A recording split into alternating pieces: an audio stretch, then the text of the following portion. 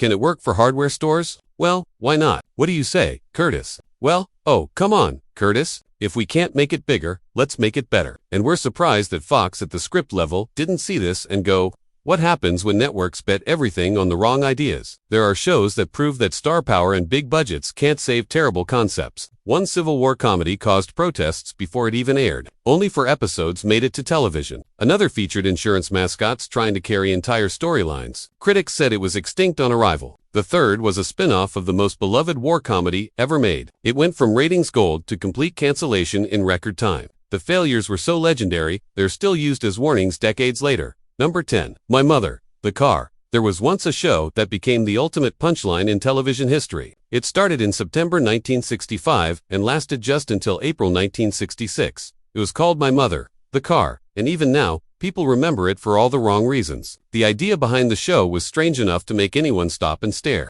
A man discovers that his dead mother has come back as a talking car. Not just any car, but an old 1928 Porter. She speaks to him through the radio and gives him life advice. NBC thought it might be charming. Critics thought it was something else entirely. People couldn't believe a show like this even got made. It wasn't just weird, it was laughable. Even though the 1960s were filled with magical and oddball comedies like Bewitched and My Favorite Martian, this one crossed the line into pure nonsense. Adults watching at the time didn't know whether to laugh or change the channel. By the time TV Guide made its list in 2002, they ranked My Mother, the Car, as the second worst TV show ever made. Only The Jerry Springer Show ranked lower, and that wasn't even a sitcom. The actor Jerry Van DJK played the lead role. Years later, he admitted he'd made a huge mistake. He had the chance to be on Gilligan's Island, but turned it down. Instead, he ended up talking to a car for 30 full episodes. That regret followed him for the rest of his career. Audiences never really accepted the show, and the ratings were always behind other comedies of the time. But the legend of how bad it was kept growing.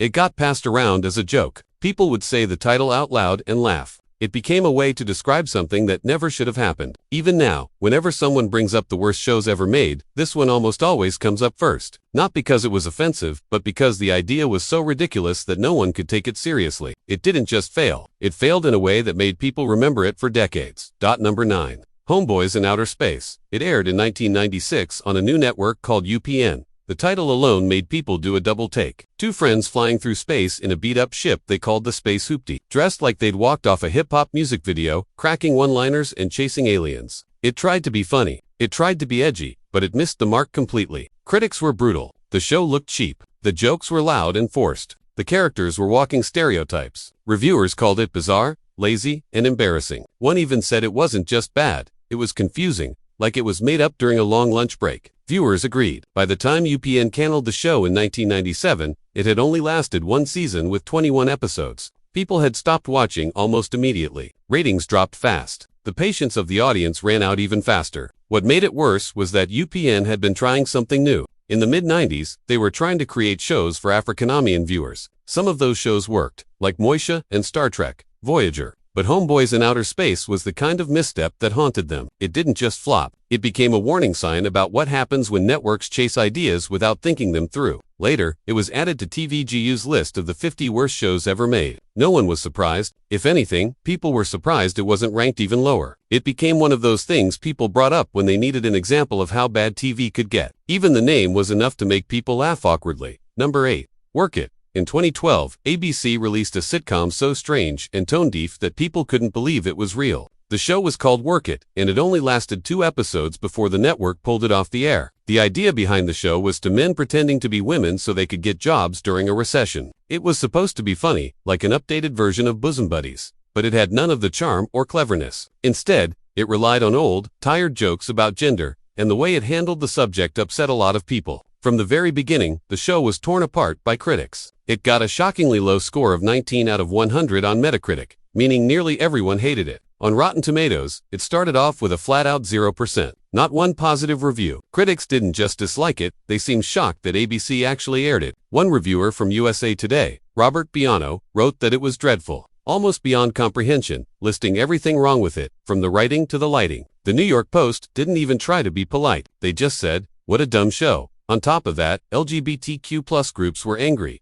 too. They felt the show was harmful because it made men in dresses the punchline instead of actually telling a thoughtful story. But the biggest blow came from the viewers. The first episode managed to get about 6.2 million people to watch, probably just out of curiosity. But by the second episode, it dropped to 4.9 million. That was a huge fall in just 1 week. ABC saw the warning signs and canceled it almost immediately. The date was January 13, 2012. Just days after the second episode aired. Even though they had filmed 13 episodes, only 2 were ever shown. The failure was so complete that even the network started making fun of it. In a last-ditch effort to save it, ABC used actual bad reviews in their promos, calling the show offensive, reprehensible, and morally wrong. It was meant to be clever, but it didn't work. Nobody was watching anymore. People joked that even the ABC executives couldn't sit through a third episode. Since then, Work It has become one of those shows people mention when talking about the worst sitcoms ever made. One critic said it would be remembered for years as the perfect example of how badly a sitcom can go. And sadly, for ABC, that turned out to be true. Work It didn't just flop. To be true. Work It didn't just flop.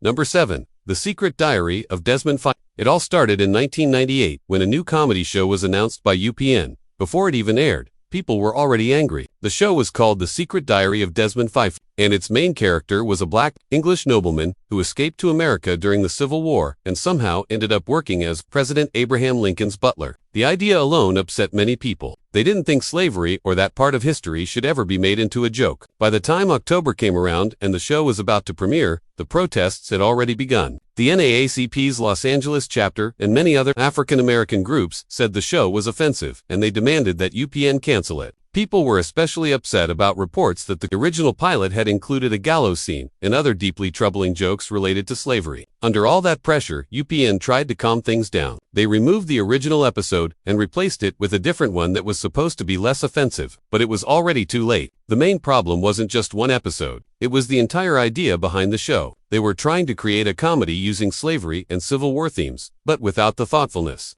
cleverness, or care that kind of story needed. What came out instead was something crude and tone-deaf. When the show finally aired, it was a disaster. Critics didn't hold back. One even said the show was nothing more than a dumb, lewd sitcom full of shock jokes. Viewers clearly agreed that first episode landed near the very bottom of the ratings list, ranking 116th out of 125 shows that week. After only 4 episodes, UPN took it off the air. They had filmed 9 episodes in total, but 5 of them never even got broadcast. The failure didn't just hurt the show, it hurt the people behind it, too. The president of UPN at the time was reportedly confused about why the show had made people so angry. That attitude made things worse. The whole mess ended up speeding up his departure from the network. Years later, the creators of the show tried to explain what they were actually going for. They said the real goal was to poke fun at the political scandals of the 1990s, especially the ones surrounding President Bill Clinton. But by setting the story during the Civil War and using characters connected to slavery and Lincoln, that message never came through. All people saw was a show making light of serious historical trauma, and they didn't find it funny. Number 6. Cavemen. In 2007, ABC made a decision that left almost everyone confused. They took a series of quirky insurance ads from Geeko and tried to turn them into a sitcom. The result was Cavemen, and from the very start, people could feel something was off. This show followed 3 cavemen living in San Diego, trying to deal with modern life, while looking like they'd just stepped out of the Stone Age. ABC called it a buddy comedy that would flip stereotypes upside down, but critics weren't buying it. Even before the show aired, reviews were brutal. When it finally premiered in fall 2007, people tuned in out of curiosity. But once they saw it, that curiosity quickly turned into disappointment. Viewers realized that the whole show was built around just one joke, and even that joke wasn't very funny the first time. Ratings collapsed almost immediately. ABC had filmed 13 episodes, but they only aired 6 before yanking it off the air completely. The reaction from critics was downright savage. The Chicago Tribune didn't hold back and ranked it among the 25 worst TV shows ever made. The New York Post called it extinct on arrival. One of the most cutting reviews came from Gina Belfonte at the New York Times, who said, "I laughed, but I laughed through my pain. Caveman doesn't have moments as much as Micro's second sans, suspended from any attempt at narrative. It was a show that didn't just fall flat. It was embarrassing." On top of the weak humor, Cavemen tried to get serious with social commentary. The cavemen were meant to reflect real-life marginalized groups, but that message never landed the way the creators hoped. Instead of being clever or eye-opening, it just felt awkward and sometimes even offensive. The thick makeup and goofy slapstick didn't help. Every episode felt like it was stretching a 30-second commercial into 22 long, painful minutes. Years later, Cavemen is still remembered, but not in a good way. It's become a go-to example of how not to turn a commercial into a TV show. People still bring it up as a cautionary tale, while the Geeko Gecko wisely stuck to commercials. These cavemen got thrown into prime time and quickly became a national joke. ABC once said the show would challenge stereotypes. In the end, it only confirmed one, that some ideas should stay in the ad break. Number 5. After the final episode of MASH aired in 1983, it was clear the show had made history. It had lasted 11 years, earned awards, and its last episode became the most watched television event ever at that time. So, when CBS announced a spinoff called After MASH, people were curious. It started in late 1983, with familiar faces like Colonel Potter, Klinger, and Father Moolah, now working at a veterans hospital in the U.S. The first few episodes actually did well. Ratings were high at first because fans missed the original show and wanted more, but that didn't last long. CBS made a mistake when they moved After MASH to a different night. It now aired against NBC's popular action show, The A-Team, and that hurt badly. Viewers stopped watching. The new setting didn't have the same feeling. Without the war backdrop and the full MASH cast, it just felt boring. Critics said it tried to be emotional, but it ended up dull. One review even joked that when you remove the horrors of war and replace it with a quiet suburb, you end up with nothing worth watching. That really said it all. By the end of 1984, CBS gave up, ratings had crashed, and the network canceled the show just 9 episodes into its second season. The fall was fast and painful. What made it worse was how much people kept talking about how bad it was. In 2002, TV Guide officially named After MASH the 7th worst show of all time. That stung. It also made sure no other MASH spin-offs would happen. They even had plans for a show about Radar O'Reilly, but it never made it past the pilot stage. Even though After MASH got 1 Emmy nomination for directing, that small moment of praise couldn't save it. Jaime Farr, who played Klinger, later said he realized things were going downhill when the network started using gimmicks, like putting him in a nun's outfit just to grab attention. Fans didn't like that. Writers and producers now use the word after. It means don't make a sequel unless it's truly worth it. The original show was powerful and had heart. The spin-off didn't. In the end, After MASH became more of a sad reminder than a proud continuation. People were almost relieved it got canceled because it meant MASH's legacy would stay untouched. Number 4. Hello Larry. In 1979, actor Mlan Stevenson made a huge career mistake. He was one of the biggest stars on MASH, playing the lovable Lieutenant Colonel Henry Blake. At the height of the show's popularity, he made a risky move. He left the show to become the lead in his own sitcom called Hello Larry. NBC hoped it would work, and so did Stevenson, but it didn't.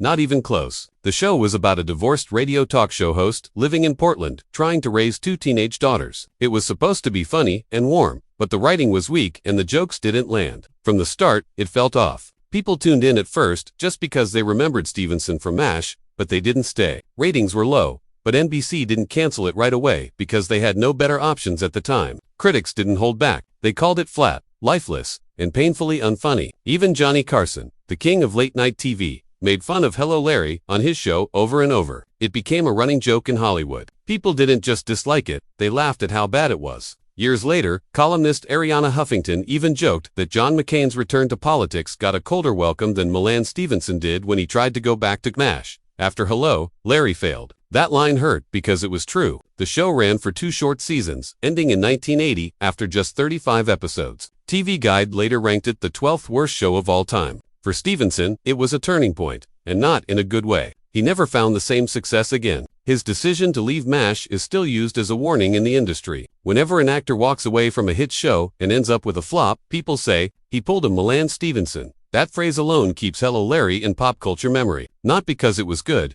but because it became a textbook example of how quickly a career can fall apart. Some TV experts have tried to defend it a little, saying NBC was in a rating slump in the late 7th South, and even good shows might have struggled. But no matter the context, Hello Larry just didn't make people laugh, and that's what it needed most. It wasn't just a weak show. It became a symbol of wasted potential and a reminder that timing and talent are everything. Number 3. Life with Lucy.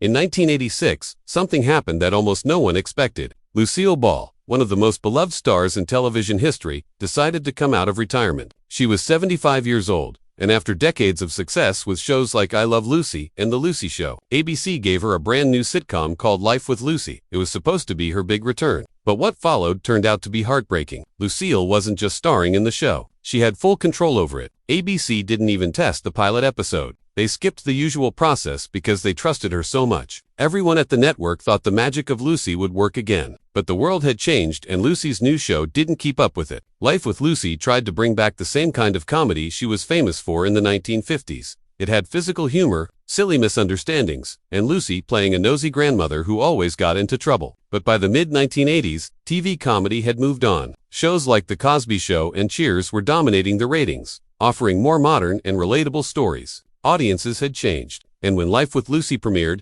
people tuned in at first out of curiosity. In fact, it actually won its time slot during the first week. But after that, things fell apart. Viewers didn't laugh. Critics were harsh. The Washington Post called it embarrassing. The Associated Press said it was silly and sad. One critic even asked, how could she do this to herself? The New York Times said the show was desperately trying to prove that the old routine still worked. But they didn't. ABC had ordered 13 episodes, but they only aired 8. The ratings dropped so fast that the network had no choice but to cancel it in November 1986.